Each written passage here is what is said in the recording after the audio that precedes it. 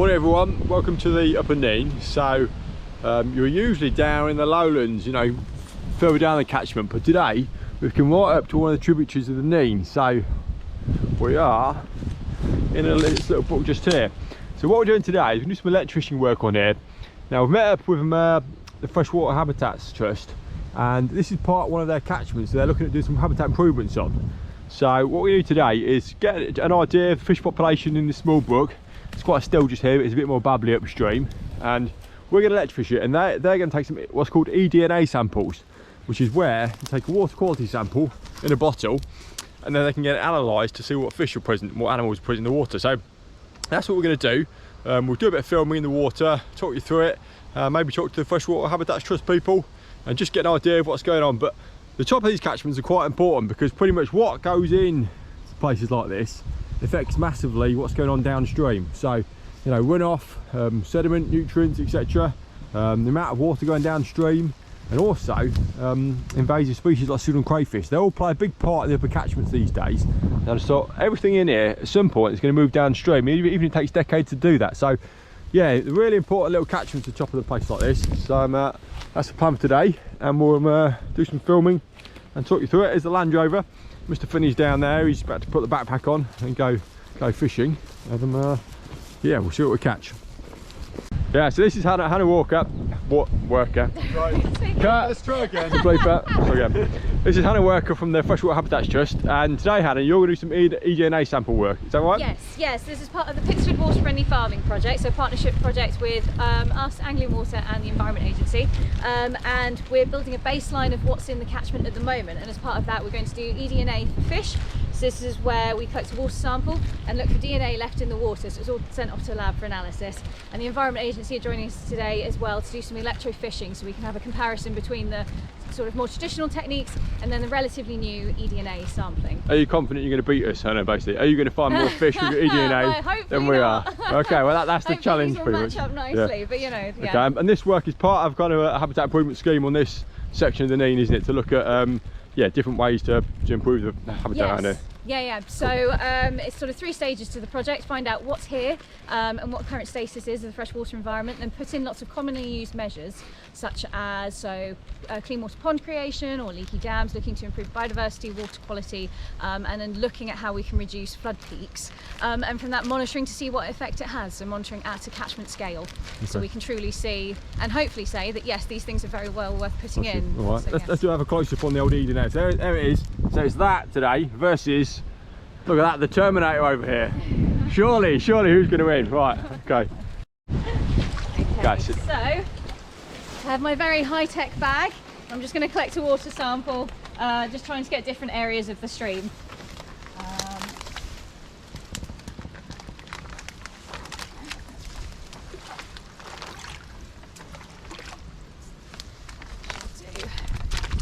There we go. And I'm now just going to run this through the filter, and we'll catch up any DNA left in the water. Just give it a good shake, mix up the DNA in the water. So I believe DNA is kind of a bit more of a kind of heavier molecule, so it tends to sink to the bottom.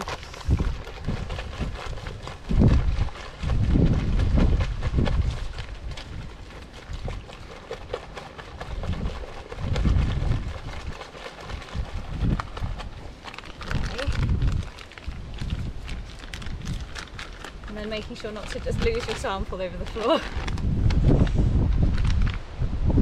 So then just syringe it up. And this is the little filter that we're going to put the DNA through, so this just catches everything.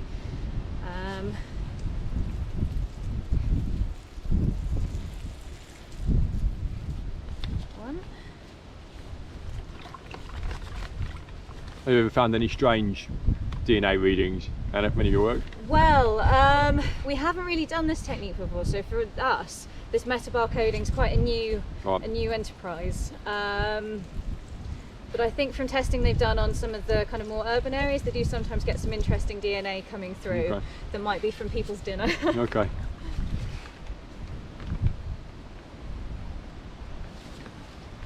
So I might be here a little while. It depends on how clear the stream is. Yeah. But you can end up filtering sort of 2 litres sometimes. All right, yeah, well that's the process of collecting eDNA. It's nice and straightforward, that. that's the electrofishing taking place. So there's a handheld anode at the front and a cathode at the back, a little yellow wire there, and between them they form an electric circuit in the current in the water, and that just stuns the fish very momentarily, and then they're scooped up and yeah, collected for species, looking at species and measuring length. Sticklebacks, and there's a snail and a bullhead. There he is. Bullheads as well. So yeah, 2 species for electrofishing, so I'll do a couple of quick measurements of those. Nice little fish bullheads are. Maybe they look prehistoric looking. Oh, they're beautiful, yeah. And, yeah, that's what we'll compare to what you need in. So this is site number 2. We've gone a bit further downstream and it's noticeably a little bit wider, a little bit deeper. So probably expecting a few more fish. So this is the second eDNA sample in the bag. That'll be filtered as well. And then yeah, we'll kind of compare that with what we catch electrofishing. But we're expecting a few more fish down this section. So yeah, it's a bit more poorly riffly. It's quite kind of, yeah, shaded in places as well. So yeah, we'll see what we find in a couple of minutes.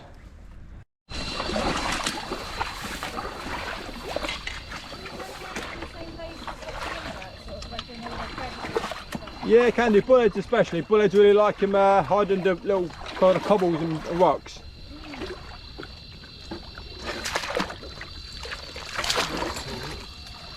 He was fast.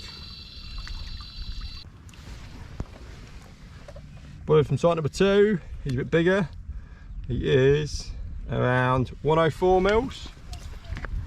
Beast. Bowyer bullheads, 4'8".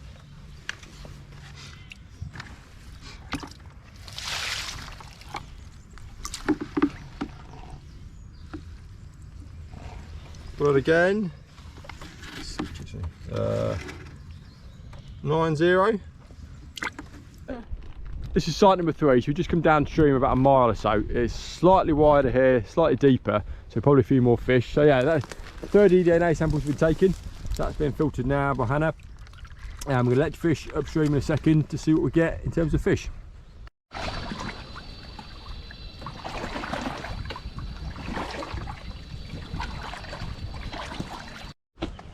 Right, these are the results from catch 3 electrofishing. Again, fairly kind of impoverished. Yeah, bullheads again.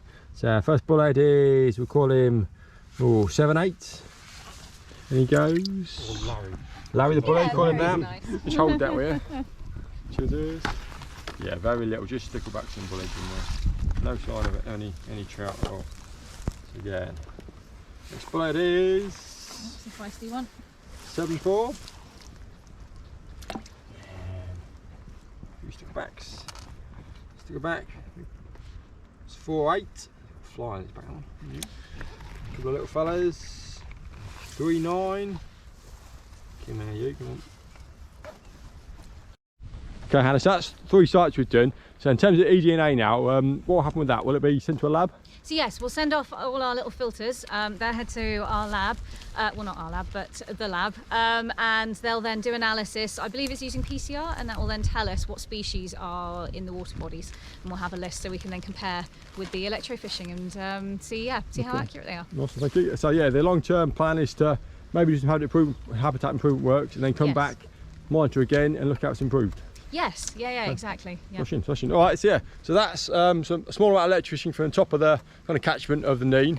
So yeah, that's the kind of thing we do in terms of looking at how fish communities exist up here and what influences them. So yeah, we'll feed the results into the project, and hopefully it'll be useful. So that's it, survey finished. You happy with the results for that, Hannah? Fantastic. So yeah, big thank you to the Environment Agency and Jake and Darren. Fab work today. No problem. Thank you very much.